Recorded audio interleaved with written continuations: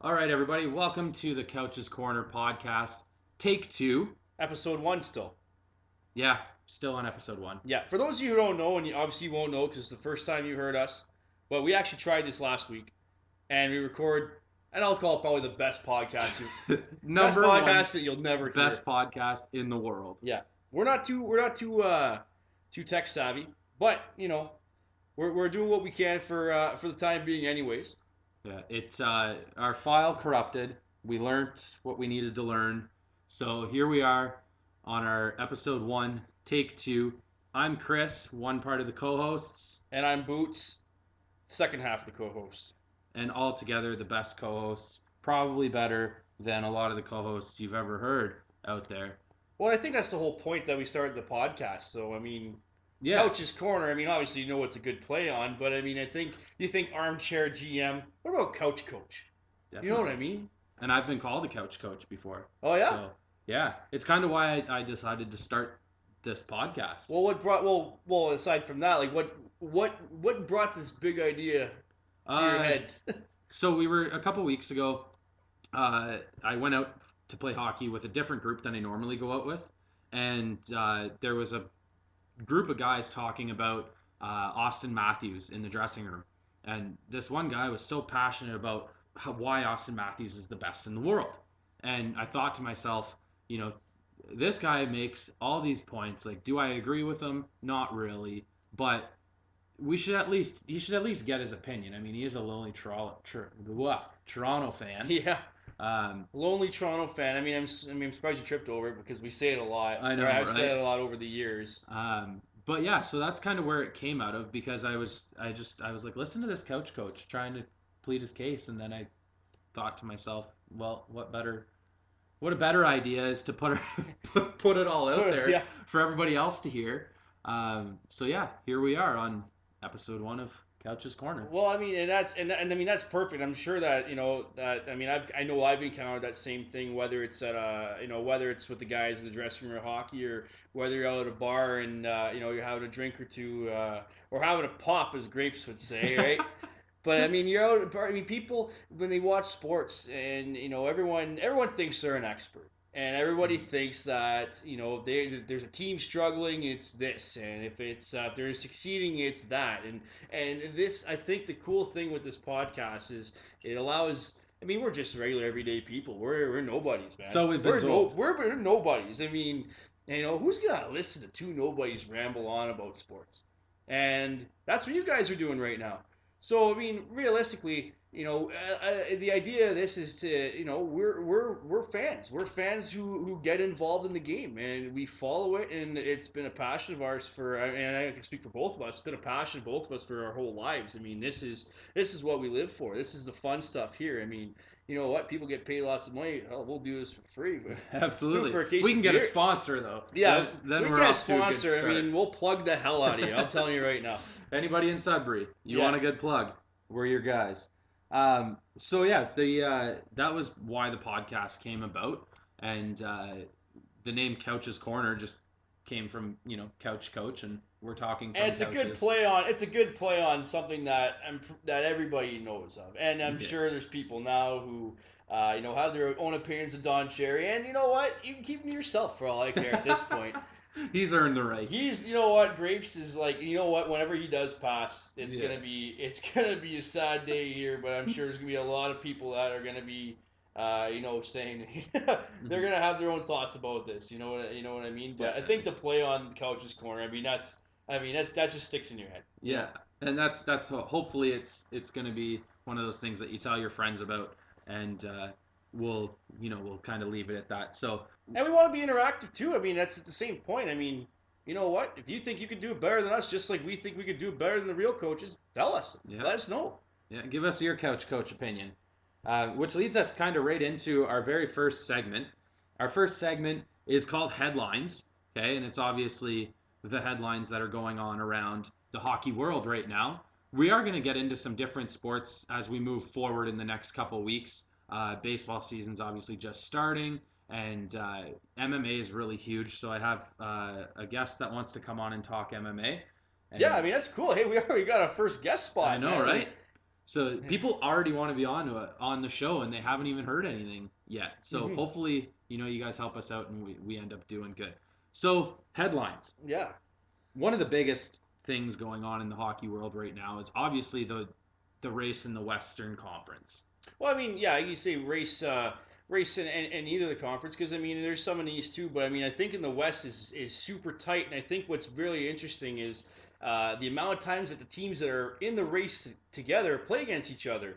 Over the next Over the couple next weeks bit, well, I mean, over the next, I mean, we're right or now next we're week, in the sorry. last, yeah, we're finishing the last week of the season, but even going into last week when we did touch on this Last week slightly, was the when next we couple tried this weeks. the first time, there was 2 weeks left that we could have played with, but in that time, you look at the two teams that are in the wild card spots right now. Out in the West. I mean, you got Colorado in there. St. Louis is fighting for a spot themselves, and you're going over the California teams. I mean, right now, you got the Anaheim Ducks. They're 1 point behind the LA Kings.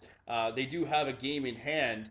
Um, but I mean, and then even at that point, there the two other teams, the Colorado and St. Louis, they play each other this on the Saturday on they, on the they final. they play the final game of the season. That could Like, very well determine who gets in the well, playoffs. they could very well go into that game and end up tied for points, and it ends up having to go to the row, Yeah, and right? if it goes to wins in regulation or overtime, I mean, And right now they're tied, which well, is the scary part. that is, and they are tied, and not to, I mean, not to burst the bubble of, I mean, I know you're a big Avs fan, and I grew up as I wouldn't say grew up as an Avs fan, but I remember I had a jersey after they won the Stanley Cup, but like 9 other kids in my school did too.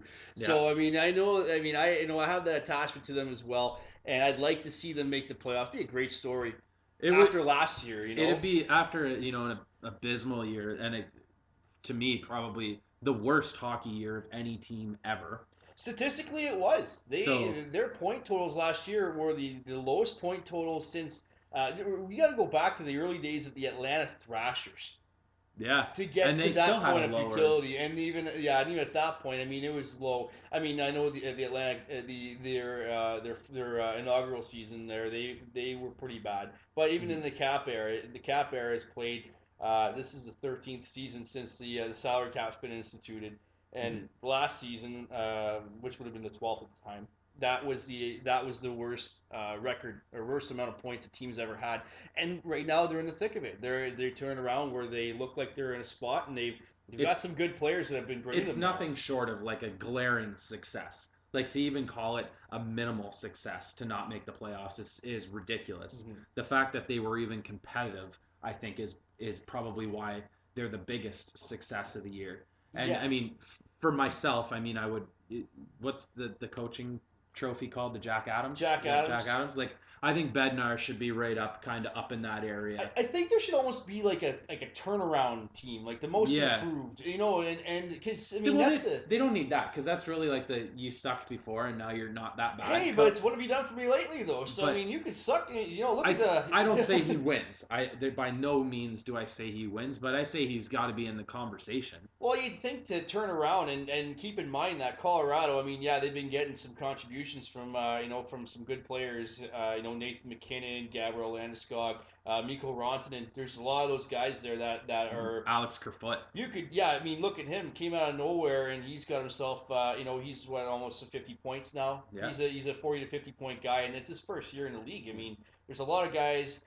Personally, I thought Tyson Jost would have done more this year, but he's been playing. He's been picking up lately, He's though, and I he's think. been playing well as of the last Mhm. couple of weeks. I think injuries played a lot of the part in that. Yeah, I And mean that it's makes sense. Yeah, and he's young. You know what I mean? He's 1 year off of playing in a World Juniors. yeah. Well, Like that's just it, that's right? He came Alex in. Kerfoot Yeah, graduated from university last year. yeah. That he And that's played 3 years they've worth got of. yeah. They've got younger guys who haven't. I mean, they're just getting into the pro game right now, and Mhm. I mean you can say the same for Rantanen being his second full season But to with sit the there with team. 81 points is quite crazy. That And the is, fact that yeah. nobody hears his name Well, when you hear is Nathan McKinnon, and everyone's talking about Nathan McKinnon being a Hart candidate, and rightfully so because of how much he's done with the turnaround in Colorado. and But you're right that a guy like Rantanen does kind of fly under the radar because he plays a big part of that line's production, and he's definitely. and especially going back to Bednar. I mean, I don't think he'd win. I'm not even sure if he even gets in the conversation truly for the Jack Adams for Coach of the Year. it's the thing that I think that people might not realize when they think about this team is the fact that they've had very little turnover from last season. So you talk Mm, about how bad they were a year ago, yeah. how good they are now, and the fact that they've largely been playing with the same team. Yeah. It's nothing short of astounding. That's for Minus sure. one player. And I mean, the majority of Yes, our and we'll get episode into last that. week. We'll get into you know what, and we'll. That's exactly it.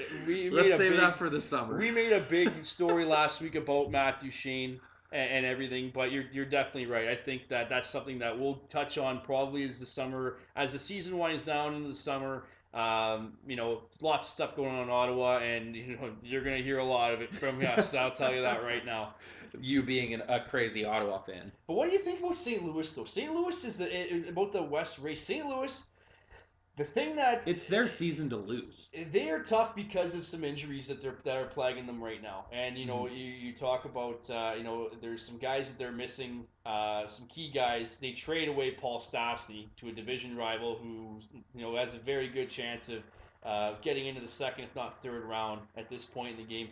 But St. Louis has a home and home starting tonight. Tonight is Wednesday, April 4th. For those of you, and you might not hear this right away, but going into tonight, they have a home and home against the Chicago Blackhawks, who they've beaten both times they played them this season. So that's big, just in the Yeah. sense where you know that they could run the table with 2 wins and beating Colorado. There's a big chance of that. Um, but I mean, even on the Anaheim side, Anaheim's not necessarily clear either, and to a point, even the Los Angeles Kings. I mean, they're down there in the stretch too. They have 2 games remaining.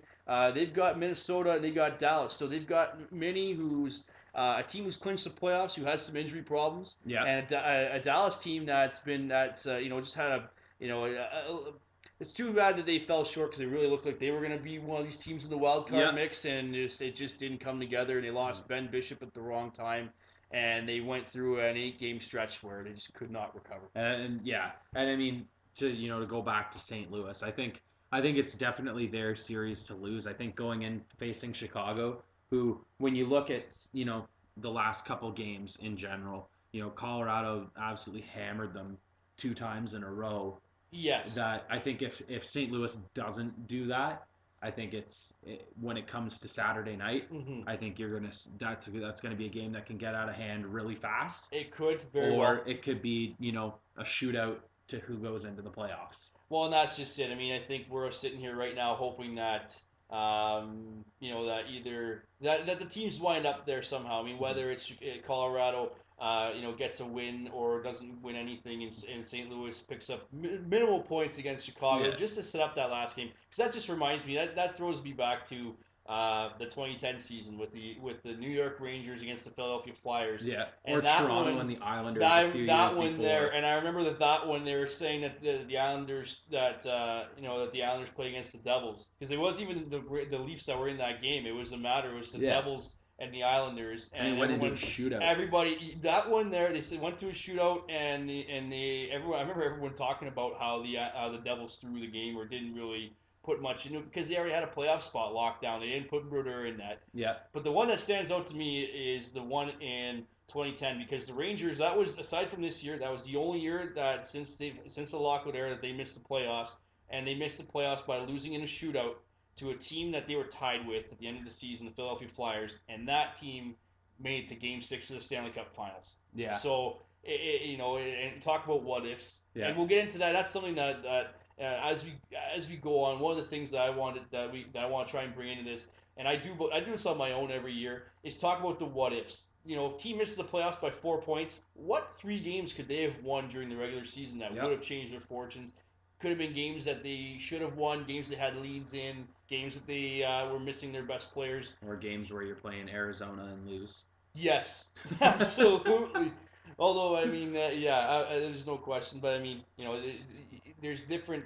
The season's a long season, but you could sum it up to almost a handful of games as to whether you make it Yeah, or not. And that's the thing there that keeps hockey fans on their feet because I mean, right now we have the potential to witness a pretty good race wrap up as we get yeah, towards the end of the and week. I mean, as a Colorado fan, I would love for Colorado to lock it up right away, Hmm. and to maybe a win tomorrow, and St. Louis losing both Chicago games might do it. That would. I think if And Chicago, I mean, if the Avalanche can rack up at least one win, if they can rack up a win against San Jose tomorrow night, and the Blues get blanked by the Hawks, I think that'll do it right there. yeah, That'll do the race. There's no way well, that would the leave Blues a can three catch point them. difference, going That into would be a Saturday. 3 point difference going to So, Saturday, and that's a tough. And yeah, I mean but that's the then thing that's tough the to keep competitor right. in me would love to see it go into. Because I'd love to see them go into a tied row, Yeah, and then literally it's down to, okay, who's gonna win this game? yeah. There's no overtime gets you the same amount of points. Mm-hmm. The row is the same. Yeah. It literally comes down to who wins that game. And well, that's exactly it. It's a winner take all. And So I've been like I like the idea with baseball how they do the the play in one games with the I one would wild love card. that. Imagine having a third wild card. I mean, you're getting to the point now where they're at 31 teams now, Mm-hmm. and if they get a 32nd team, which it looks like they're doing, I mean, to have half the team make the playoffs or half the league make the playoffs, sorry. To me, it doesn't seem like there's enough. But then you look at the baseball side of it and say, yeah, well, they do have the play-in game, but only 5 teams actually make the playoffs. You know what I mean? It's just it's not like in hockey where a good number of teams make it. But I think it'd just be neat to have the two bottom wild cards play one. in a winner take all, So first wild card gets in, yeah, and they end up playing that second top team, then the bottom two end up playing for that one game to play the top seed. to play exactly. And I think that would be really cool. It would be. I think that almost I find some ways it doesn't validate an 82 game season though. Yeah, I mean, you put 82 games, you play for you play for 6 months of the year. The teams who are there, and if you're there after that, you should be there. It's not in, and you know what? I've even thought of the idea too, actually, of if you're within 2 points, if you're within striking distance, and you can play a wild card game. We're not talking about a difference between the 8th place and 9th place being 5 or 6 points. We're talking like 1 point or 2 points. Yeah. And I think if that's the case, if you're that close, I think a wild card game would be justified just because you're right there. And but again, I don't like hockey coming down to a one game is never really been my thing. Yep. But I find myself conflicted thinking that the extra wild card play-in game would be a pretty neat concept in the NHL. For sure. Mm-hmm. So about we talked about the wild card teams. Yeah. So if you had one team right now this week, last week things changed drastically over a week in a lot of different topics. But if you were to pick a team right now to win it all, who's that team? That's a tough one. I mean, obviously it's very tough, and not too many people can really pick a winner at this time of the year. I would say LA. Right now, LA's looking good, but even them, they're not locked in yet. And they're not locked, but to me, I don't really care if LA is not locked. They're doesn't scary. matter if the door's locked, they're busting it down. They're coming in. It doesn't matter who they play. I feel like every team. I mean, sure, they'll do the LA thing and they'll 7-game every series, but I think right now for me, just watching them over the last couple of weeks, they're a scary team, especially with Anze Kopitar playing the way he is. Yeah, there's no Jeff question. Carter back. Yes, that's like adding somebody at the trade deadline. Not having him for the majority of the season. They're staying afloat. I mean, Jonathan Quick's been Jonathan Quick again, which has been great to see. Because I know a couple years ago when he got hurt, and that pretty much ruined their season right there, and they didn't make it. They didn't make it back. Well, actually, it was last year. They didn't make it back, and that led to them pushing for Ben Bishop at the trade deadline, which made no sense because that's when Jonathan Quick came back. Yeah, and then you have those two fighting for a spot. Yeah, you can't just give them half the games. I mean, one of those goalies, you have to ride them like a horse, right? Like a thoroughbred. So, but yeah, they're my favorite. I'd say right now, if I was to pick a team, I'm gonna go with a division leader right now. I hate to sound like the guy who just likes to pick the top teams, but I'm saying Nashville. There's too many weapons on the team. Think about how deep they are. They've arguably the best defense core in hockey. This year, Pecorine, we're talking about a 35-year-old goalie who's going to win, who has a very good chance of winning the Vezina Trophy, and a forward group that that they've added to this season without really taking away. I mean, they added Kyle Turris without sacrificing a forward off their roster. They added Eli Tolvanen. From the KHL. I mean, this kid was lights out. Now, I know he hasn't done much so far, but we're just talking about the sheer depth that the team has. And I think getting a taste of everything last year and Mike Fisher coming back, I mean, there's there's too much here for the team to not go through, because I think it's almost gonna be like I call it the Washington Capitals syndrome. Is how many times are you gonna have the top team and have the best group of guys? Eventually, you're gonna need to blow it up, and whether it's because you need a culture change or whether it's a salary cap, and there's some things that you're not going to have the luxury of having the same team next year, because Kyle Turris' salary of $6 million is kicking in, so he's at 3.5 cap hit right now. So there's a 2.5 player gone. Yeah. You know, And other guys like like Craig Smith has been filling in, has been well, but I mean, at what point at what point are they gonna get through, or how many times are they gonna need to crack at the can? Because they had one last year and they did well, but this year coming around, I think if they can get by Winnipeg, if they can make it out of the Central Division and get out of there, great. But to your point, if the LA Kings, and I agree with you in the Kings, but they fall out of the Pacific race and end up being second as a wild card, that's who matches up. Yep. Right there is the Capital. Sorry, the Caps. That's a hard-nosed series. Like that is a tough. That's must-watch. I would not want to play that series. I would end up hurt. Oh my goodness. You know what? I'd check myself into the infirmary right away if that was me. I'd have an ambulance on standby or something. It's just that would be a very hard-hitting series, and you almost wonder if a team who would make it out of that series, how much gas they'd have left, even if it was the first series of the playoffs. Well, then, and that at that point, I mean, I think if they end up playing each other, I think I would reassess and say that it looks like it might be Winnipeg that might come out of it. Seeing as how Carter Hellebuyck is playing a hell of a season. He is, and Connor, sorry. Yeah, and it's funny because remember that was the big thing that they had that the last few years they were talking about their goaltending situation, and last year they had Andre Pavlik wasn't cutting it, and after it was a number of years with Pavlik there, and it was good. It made sense to see him move on. Bringing Steve Mason was not a bad move. I didn't think that was a bad move at all, but. You know that he's not going to be the guy to carry. You know that he's going to be the guy there to support. I think he'll be a serviceable backup. But at this point, Connor Hellebuyck's the guy you ride. And Definitely. And he's been getting them there, and the team's been playing fantastic. I mean, and you think about what they're going to run into. I mean, no discredit to Minnesota, but they're going to be facing off more likely than not against the Wild. And the Wild just lost their top defenseman, their workhorse D-man. Which is a hard loss with already the injuries they're having. Yeah, I mean, Jared Spurgeon. I mean, their top pairing is out, and they're not coming back, and that's a big hit. You think losing one top defenseman, you already have one that's been out already. And I mean, at some point, you have hope for Jonas Brodin to finally steal that number one spot. Hopefully, he was. I mean, the projection was when he was picked that was going to be a spot for him, but I mean, he just hasn't. He's been serviceable, but he's not. I mean, you see a guy like Ryan Suter, he's a menace to play against, but he's the guy who still puts up 40 points a year or more. Like this year, he's at 51 points this season before the injury, and that's a guy that a lot of teams covet. And I mean, maybe the role wasn't there for Brodin, but maybe he steps up now. He steps up now. Matt Dumba's a good kid to have. Well, what better time than now? But the depth again. But you tell me that defense is going to hold off the Winnipeg Jets in a 7-game series? Probably not. I mean, they might. As good as Devin Dubnyk is, they might steal.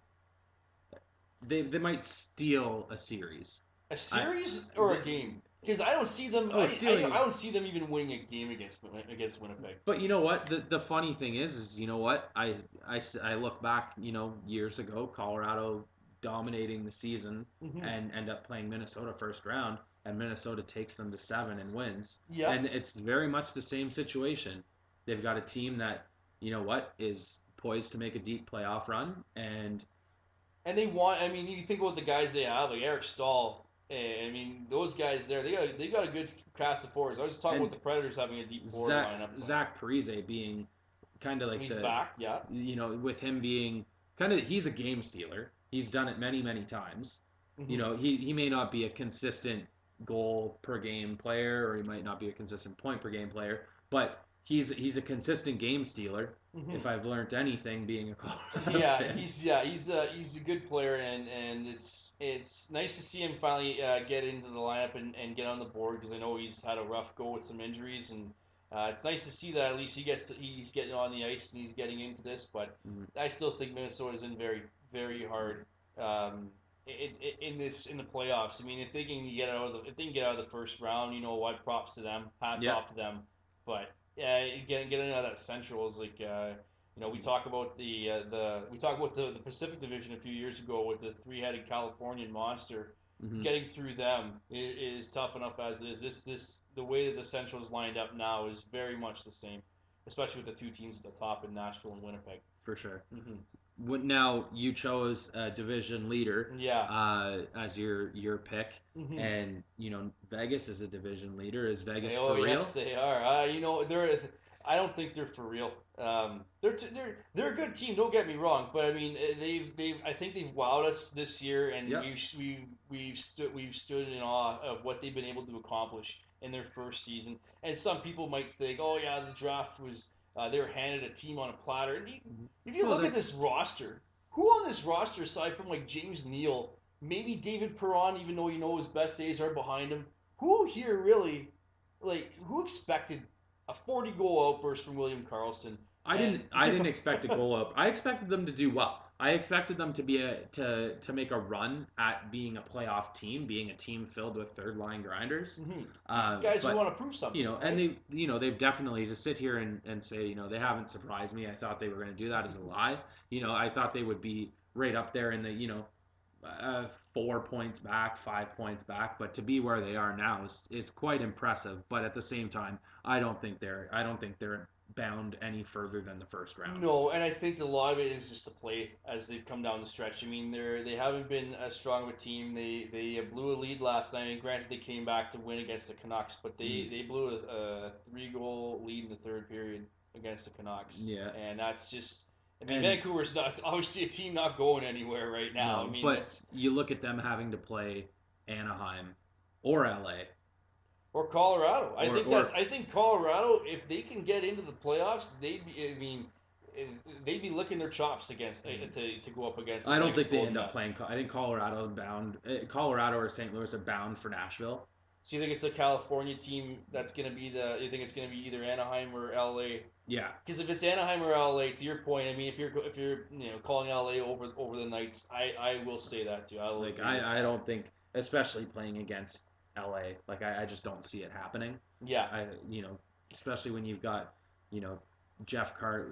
We already said Jeff Carter back. Kopitar playing the But way look he at their is. defense though. I mean, you got Drew Doughty's on defense, Jake Muzzin's still there, Alec Martinez, Cup overtime winner in 2014 Yeah, against the Rangers, and I mean, as everyone likes to shit on this guy, but I love Dion Phaneuf. I think Dion Phaneuf he's a little bit past his time. Not necessarily in his own career, but Dion Phaneuf would have been that prototypical. He would have been the best defenseman in the league in the early '90s, hmm hands down. He would have well, been he's up there with Scott Stevens. a big guy, likes to hit. He's at He could shoot the in puck the too. recent Yeah, years he doesn't seem to have the wheels, but I mean in his early career, I mean he did have some a pretty good pickup yeah, and and he's a good guy. So you think about their defense there too. I mean, your success comes from the back end, and we got Quickie back there we talked about, and with those guys, the LA Kings have kind of reshaped themselves compared to the Daryl Sutter years, where John, you got a different voice behind the bench in John Stevens, but he was familiar enough with the organization to know what he had there. mhm. And you plug in a couple guys like Tyler Toffoli and Tanner Pearson. I mean, you got some guys there that can win you some hockey games, and Yeah, I think that especially against the Vegas Golden Knights. I mean, they've got a lot of good players on their team, as we talked about, guys who are hungry, want to prove something. But playoff hockey is a different animal, and to that point, the LA Kings are even though they haven't done much in recent years in the playoffs, I think they're a team that's still playoff tested and knows what it takes to win. for sure. I think LA's kind of destined for a deep playoff run, and I think this is probably the last year that it'll happen with Drew Doughty saying that he wants what he wants, and I by all Yeah, means he's okay to do that. But I think they're definitely destined for a run. yeah, for sure. So let's step away from the playoff talk and all that stuff. And big news yesterday or 2 days ago now that the Sedins are going to retire this Hmm. year. And the question I have about the Sedins retiring is, you know, are they retiring as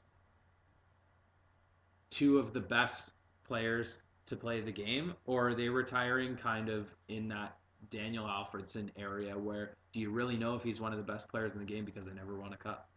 Well, and to never win a cup, and it's hard to say.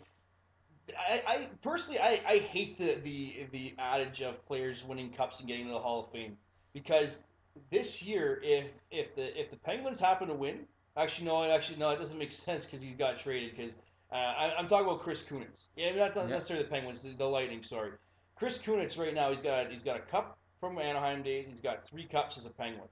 Is Chris Kunitz Hall of Fame player? No, he's not.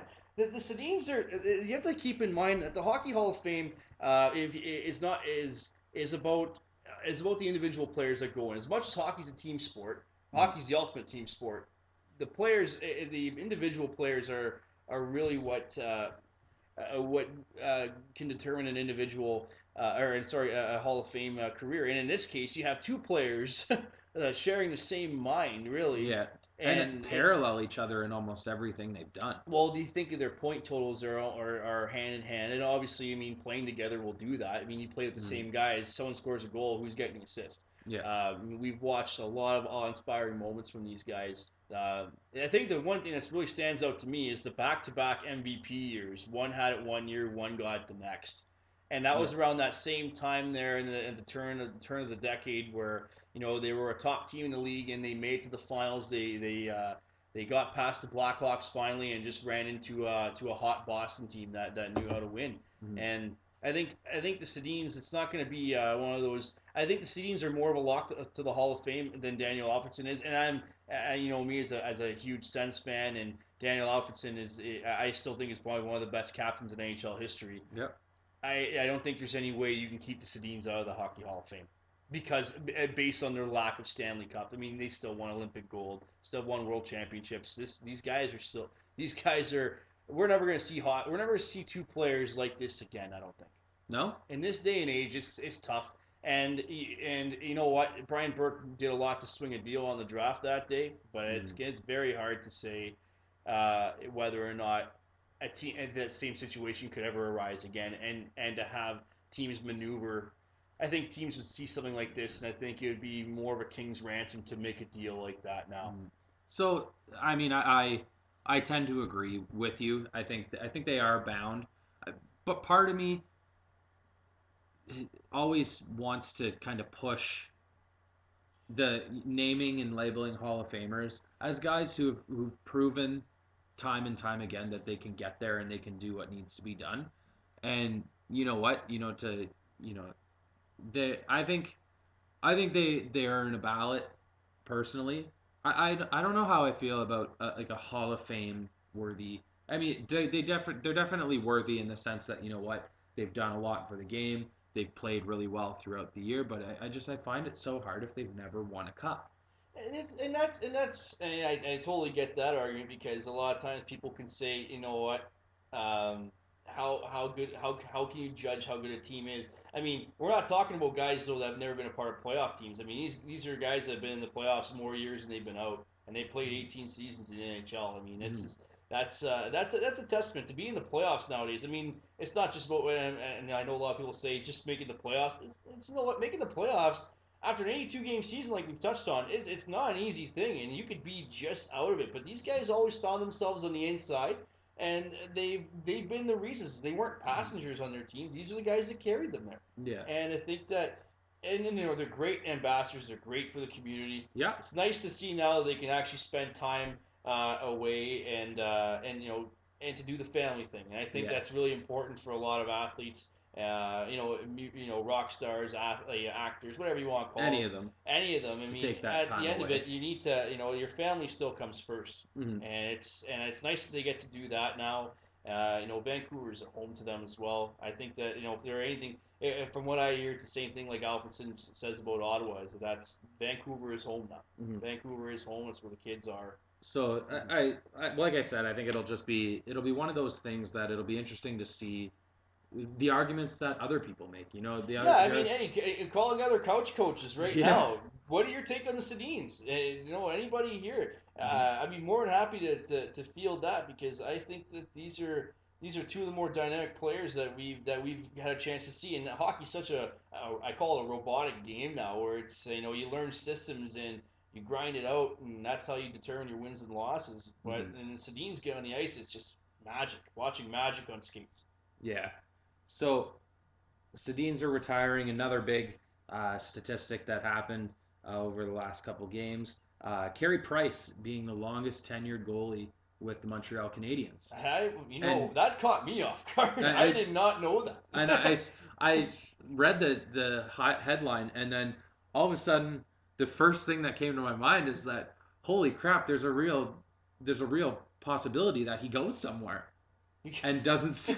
He's got a massive contract, but I mean, for people are hearing his name in their GM rooms and conferences, and You have to think given all the trades that the Canadians have pulled off, you have to think that this has probably been talked about at some point, right? definitely. That I just that headline catches me so off guard, and he's got a huge cap it. It scares me to death that my favorite team has a very big knack for trading for Montreal goalies. That you know, Happened twice. but at the same time, you know what? Do you not want one of the best goalies in the league? And I mean, sure, I'm definitely okay with it if the price is right. It depends on what you That give was up, and I didn't mean to make a pun there, but yeah, that's I didn't even notice till you brought it up. Shows where I'm at today. But I know, but it's Carey Price though. It's first off, how I don't understand how. I mean, I think it's ludicrous for a defenseman to make $10 million a year, let alone a goalie. And that's not to discredit Carey Price or anything like that. But you have to remember, Carey Price. If Carey Price gets hurt down the stretch and any season, and he got hurt earlier this year, and I think a lot of the problems in Montreal. I mean, and there's a lot of problems going on there, but I think a lot of their performance issues had to do more with not having a stable goalie. yep. And that was early in the year, and you can't win the Stanley Cup in October and November, but you can sure as hell lose it. And And I mean, it's you look at Carey Price. It's hard for him to win in Montreal right now. Montreal's just not a good team. no, and They, it's their direction is a little unclear based on their moves that they've made and some of the moves that they haven't made really in mm, some regards. But you know, it's a tough time for Montreal Canadiens fans and they're probably the most passionate of any of them, and it pains me. And as much as I like to tag them on and joke around about it, you have to think. I mean, this is a team with a storied history, and they're a proud franchise. And I think Mark Bergevin's running the team into the ground right now, and Jeff Molson's not doing anything about it. no, and it's definitely hard to watch a team that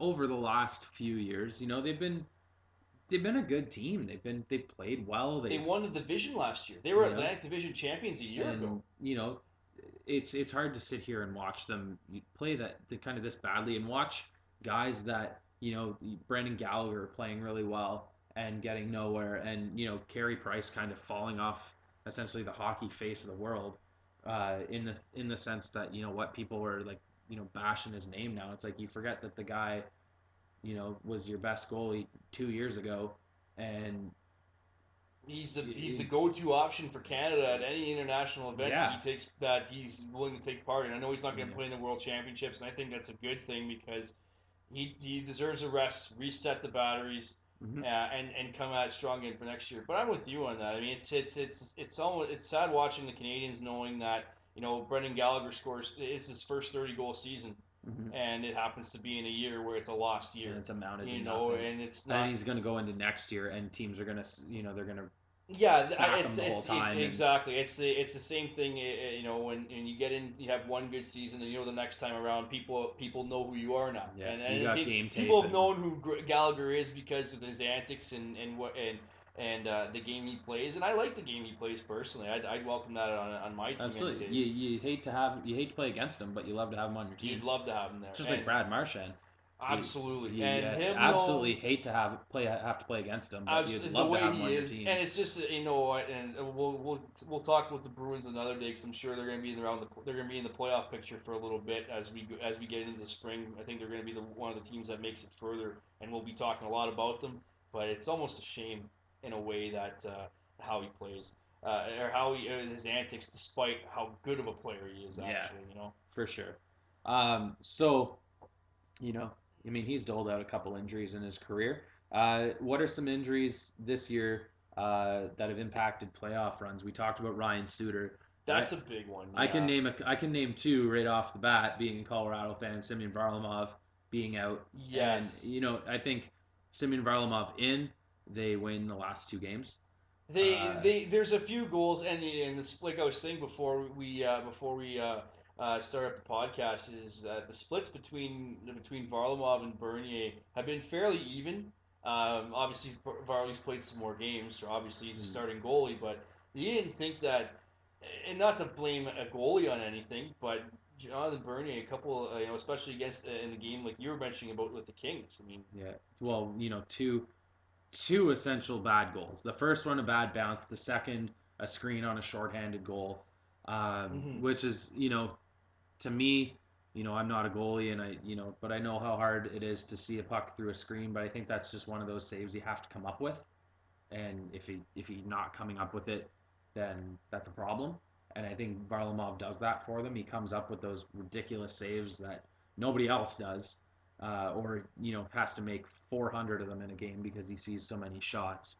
That I think definitely a big injury. Absolutely, and even just going through right now, I mean, I'm just kind of going over the IR list. I mean, and I don't know how much these injuries are really going to be, how these are going forward. But the Capitals have placed Ovechkin and TJ Oshie on the IR. Rick Nash hasn't gotten back into games yet with the Bruins, but from what I understand, he's not that far off. Mm-hmm. In the Tampa Bay Lightning, Steven Stamkos out right now. So, and these are again, it's hard to say whether or not these injuries are. I can't say they're not legitimate because hockey players don't fake injuries. Hockey players, No. hockey players are not soccer players, and I'm sorry to you soccer watching fans out there who, and I think if soccer players play as hard as soccer fans do, I mean, you'd have an entirely different game. But Well, I mean, Michael Bradley plays like a hockey player. I mean, the guy gets kicked in the face and still running down the field with a ball oh when yeah, any other guy would go down. But oh my God, there's that's guys seen guys who like both tried to dive against each other, and it just it looked horrible. I mean, it's what are you doing out there? But but yeah, they're but not faking. I mean, they are general are they injuries, just being and sat out to finish up the regular season? I think Because that's a obviously Tampa Bay. I mean, I can't say that Tampa and Boston are duking it out for tops in the division right now, and you bet that none of them want to finish second seed and face Toronto, a hot Toronto Maple Leafs team in the first for round. sure, That's not definitely. desirable. You want to It's a get past scary that. matchup, It is, and I'll say that. And you know what? especially if Anderson comes to play. Yes, If and he comes to play, they're that's a the one hard thing out. that he's outdone himself this year. He's been proven to be a good candidate for a possible Vezina trophy, but it's the rest of his team that the rest of his team's always going. If they can make sure to shore up the defense and then keep some pucks out of them, that they're going to be a tough out. And as much as I like to tell my Leaf fans that they're going to get swept in 4 games, or Leaf friends, sorry, you can't deny the fact of how good of a team they have right now, Yeah, and they're they're firing and right now. it pains me to say it, but they're a scary team.